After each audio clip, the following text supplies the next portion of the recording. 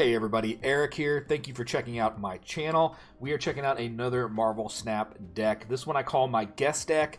It's probably one of my favorite basic decks, if you want to say. It doesn't have necessarily a theme other than knowing where your opponent is going to play their cards, because that's going to give you a bigger bonus on your cards. And so I've made a couple of changes here recently.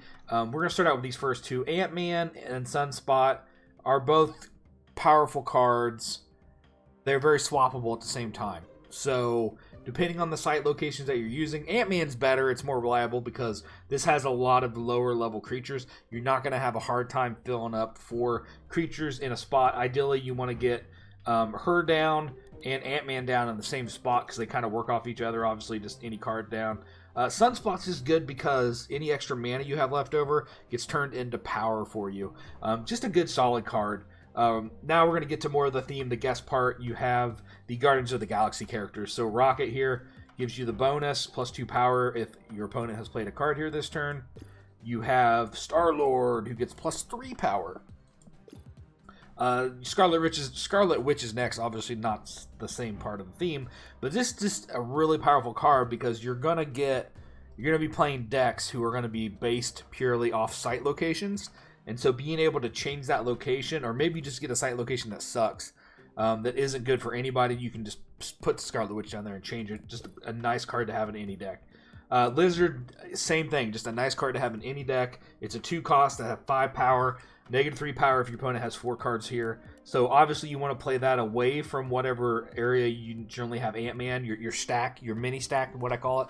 You want to play it over in the less populated zone just to get a little 5 power boost in there. Groot is another Guardian character. This one gives you +3 power if played on a zone with an enemy character. Then we have, this is one of my favorite cards in the whole game.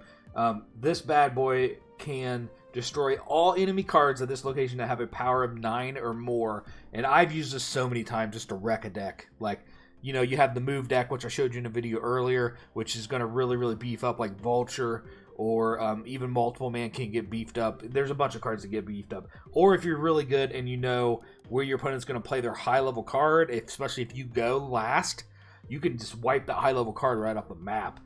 Just a super powerful card that's just fun to play in so many different situations. Then you have Jessica Jones, just a really powerful 4-cost card that when bonus, if you don't play a card there, it gets +4 power, so it's a 4/8, which is a really strong card to have. Hobgoblin, same thing, just a super fun card to have.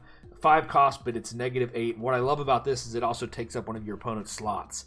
The only downside to this card is if your opponent happens to fill up that slot before Hobgoblin goes off and moves up, then you're stuck with that -8. I've had that happen a couple times, so you do have to be pretty... you have to think ahead and plan where you're going to play this and kind of make sure that your opponent doesn't fill up that slot, because that can backfire and hurt you greatly. And then Hulk. A lot of people don't roll with this in the high end, but it's just really nice having a 12 power card to put down at the end. Usually I have my opponent in a position where this is going to just completely win one of the locations for me just by putting this down by itself, because typically what happens, the way this deck plays out, is when I start stacking Ant-Man, Rocket, say maybe her down here, and Star-Lord, that spot's about a 15 power roughly, if I hit my triggers right, sometimes a little more, and so they're going to have to focus it, and so they're only going to have maybe one location, or one card in one location holding it down, and I can just drop the old Hawk in there at the end to smash it down and win me the game. So yeah, this is a fun deck. What I like about this is it's less dependent on the locations. It doesn't have a theme. It's not going to really get wrecked by very many different locations. You can use it in almost any situation. So I tend to go back and forth to it. If I'm having a day where I'm playing my move deck or my destruction deck that I showed you guys earlier, and the locations just don't really vibe with it, then I'll switch out and just play the guest deck some. Alright, now I'm going to play the guest deck, kind of show you how it works. Hopefully we get a good match here and everything works out good, so I'll have to show you how not to play the guest deck, right? Starting out, we got Ant-Man, which is good. After turn 4, whoever's winning here draws 2 cards. That's actually pretty good for this deck, because like I said, we got a lot of smaller cards. We usually come out ahead early on. But we'll start out with Ant-Man there.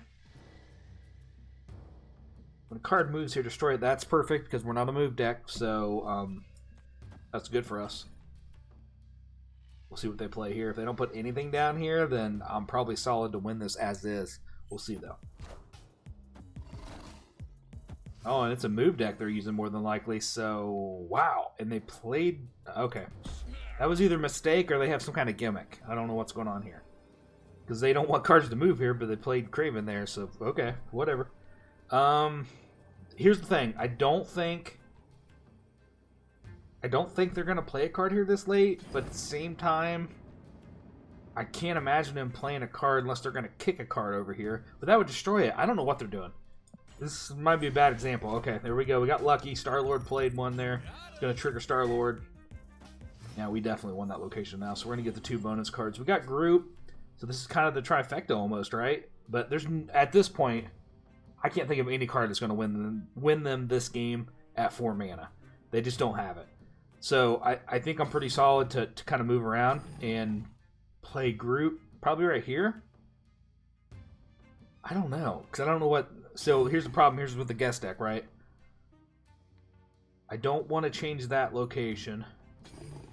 Wow, if they are a true move deck, they are in for trouble with these 2 locations. But I guess I'm going to finish the trifecta and hope he plays a card here. Because I don't really think he would play anything here, but I might be wrong. Let's see what happens.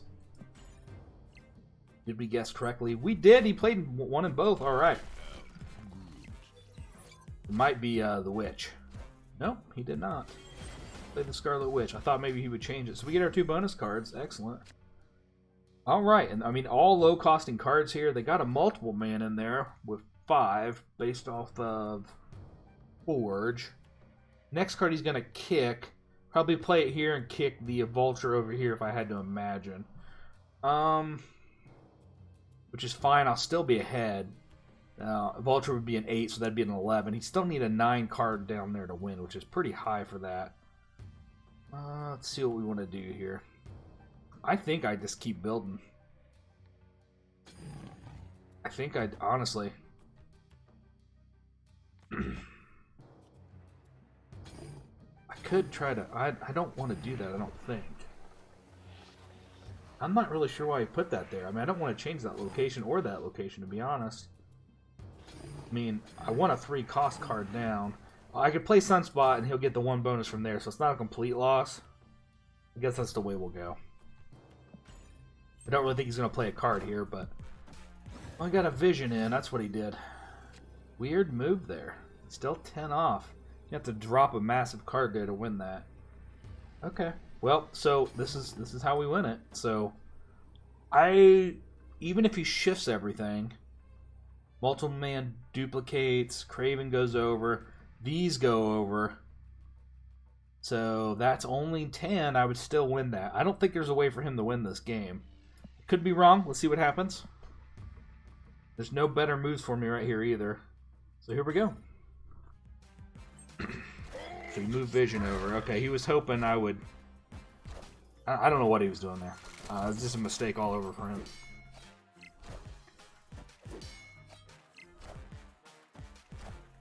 Oh, there's Vulture. Okay, but he played it there. That was so weird. Yeah, I don't know what happened there, but yeah, there we go. Just a standard win there. Not a great opponent. The location kind of hosed him, to be honest. But yeah, I probably would have backed out of that game as soon as I saw that location playing a move deck. Yeah. All right, that is how you play the guest deck. Thank you for watching the video. Please don't forget to give us a thumbs up if you enjoyed it. Subscribe to the channel for more great content. Have yourself a great day.